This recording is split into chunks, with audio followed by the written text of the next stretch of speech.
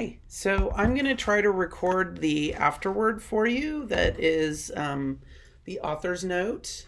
I'm having a lot of trouble with the QuickTime player, so I'm going to try my best. Hopefully, it doesn't freeze. It's been freezing and stopping because it's just saying enough already, enough. It's recorded 2 entire chapter books and it's just kind of done. So, this is the author's note that's at the end of the story.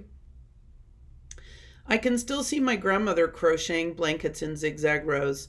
She made one for each of her 7 grandchildren, many of her 23 grandchildren. I am the eldest of the grandchildren, and for the great grandchildren she lived to see. My grandmother, Esperanza Ortega, was the inspiration for this book. When I was a young girl, Grandma used to tell me what her life was like when she first came to the United States from Mexico.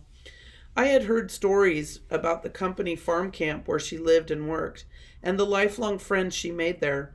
When she talked about those people and how they had helped her through desperate, trying times, she sometimes cried at the memories. It wasn't until I had children of my own that my grandmother told me about her life in Mexico, about a fairy tale existence with servants, wealth, and grandeur, which had preceded her life in the company farm camp. I wrote down some of her recollections from her childhood. How I wish I had written down more before she died, because I could never stop wondering about her transition from Mexico to California and what it must have been like. Eventually, I started to imagine a story based on the girl who might have been her. This fictional story parallels her life in some ways. She was born and raised in Aguascalientes, Mexico. Her father was Sixto Ortega and her mother Ramona. They lived on El Rancho de las Trinidad, which I changed to El Rancho de las Rosas, and her uncles did hold prominent positions in the community. A series of circumstances, including her father's death, eventually forced my grandmother to immigrate to the United States to a company-owned farm labor camp in Arvin, California. Unlike Esperanza in the story, my grandmother had already married my grandfather, Jesus Munoz, when she immigrated to California. Like Miguel, he had been her father's mechanic. In the segregated Mexican camp with my grandfather, she lived much like the characters in the story. She washed her clothes in communal tubs, went to Jamaicas on Saturday nights, and cared for her first 3 daughters. That's where my mother, Esperanza Munoz, was born. During the early 1930s, there were many strikes in the California agricultural fields. Often growers evicted the strikers from their labor camps, forcing many to live together in makeshift refugee camps, sometimes on farms on the outskirts of towns. The growers were powerful and could sometimes influence local governments. In Kern County, sheriffs arrested picketers for obstructing traffic even though the roads were deserted. In Kings County, one Mexican man was arrested for speaking to a crowd in Spanish. Sometimes the strikes failed, especially in areas that were flooded with people from states like Oklahoma who were desperate for work at any wage. In other instances, the strong voices of many people changed some of the pitiful conditions. The Mexican repatriation was very real and often is an often overlooked part of our history. In March of 1929, the federal government passed the Deportation Act that gave counties the power to send great numbers of Mexicans back to Mexico. Government officials thought this would solve the unemployment associated with the Great Depression. It didn't. County officials in Los Angeles, California organized deportation trains, and the Immigration Bureau made sweeps in the San Fernando Valley and Los Angeles, arresting anyone who looked Mexican, regardless of whether or not they were citizens or in the United States legally. Many of those sent to Mexico were native-born United States citizens and had never been to Mexico. Boy, history repeats itself, doesn't it? This is like very similar to a lot of the things that are going on in our country today. And when we don't know about our history, we make a lot of the same mistakes over and over and over again and do a lot of the same terrible damage over and over again. Many of those sent to Mexico were native-born United States citizens and had never been to Mexico. The numbers of Mexicans deported during this so-called voluntary repatriation was greater than the Native American removals of the 19th century and greater than the Japanese American relocations during World War II. It was the largest involuntary migration in the United States up to that time. Between 1929 and 1935, at least 450,000 Mexicans and Mexican Americans were sent back to Mexico. Some historians think the numbers were closer to 1 million.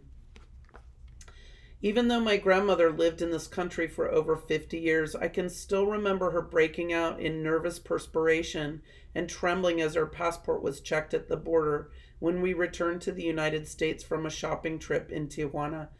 She always carried the fear that she could be sent back on a whim, even though repatriation had long been over. My father, Don Bell, came to California during the Dust Bowl from the Midwest, and ironically worked for the same company farm where my mother was born.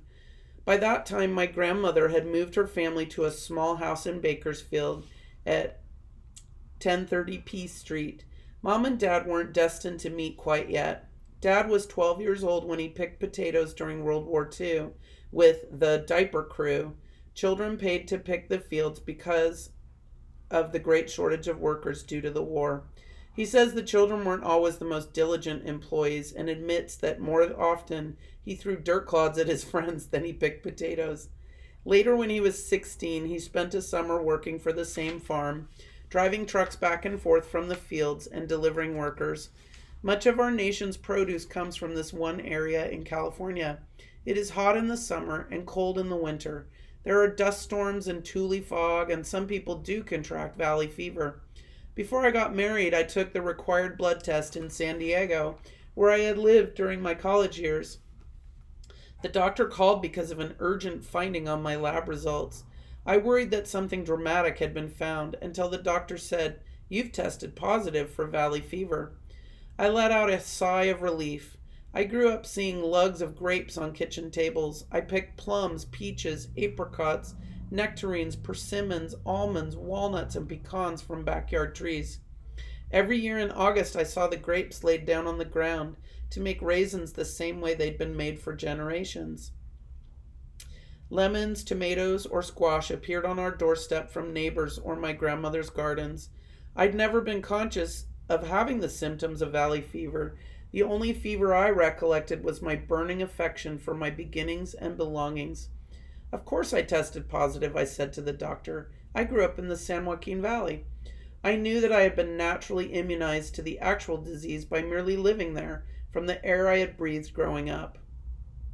My mother's feelings for the company camp are deep-rooted and still filled with loyalty for their start in this country and for the jobs they had at a time when so many had none. Most of the people I interviewed who lived in the same camp with my grandmother held no grudges against the Oklahomans or others who competed for their jobs at that time. One man I interviewed said, "We were all so poor. The Okies, the Filipinos, they were poor too. We all knew the feelings of wanting to work and feed our families, and that was why it was so hard for so many of us to strike." When I asked about prejudice, I was told, sure there was prejudice, horrible prejudice, but that's how things were then. Many struggled just to put food on the table and sometimes seemed to be resigned to the social issues of the time. They focused only on survival and put their hopes and dreams into their children's and grandchildren's futures. That's what Grandma did. She survived. All of her children learned English, and so did she. Some of her children went to college. One became a professional athlete, another a member of the United States Foreign Service. Others became secretaries, a writer, an accountant, and her grandchildren, newscasters, social workers, florists, teachers, film editors, lawyers, small business owners, and another writer, me. Our accomplishments were her accomplishments. She wished the best for all of us and rarely looked back on the difficulties of her own life. That kind of sounds like my grandmother too. My grandmother had a super hard life and was very poor almost all of her life and didn't have a lot. And I think she felt blessed. Even though she had a much poorer life than I have, she felt like her children being successful was like the high point of her life, right? So that really, I really connect with that because I know that's how my grandmother always felt. Our accomplishments were her accomplishments. She wished the best for all of us and rarely looked back on the difficulties of her own life. It is no wonder that in Spanish, Esperanza means hope. Lovely story. Hope you guys enjoyed this book. It's one of my favorite fourth grade books. Just such a lovely book, lovely story. And we're going to talk a lot more about some of the content and get to some of the meaning deep down inside a little bit later. So thanks for following along. Talk to you later. Bye.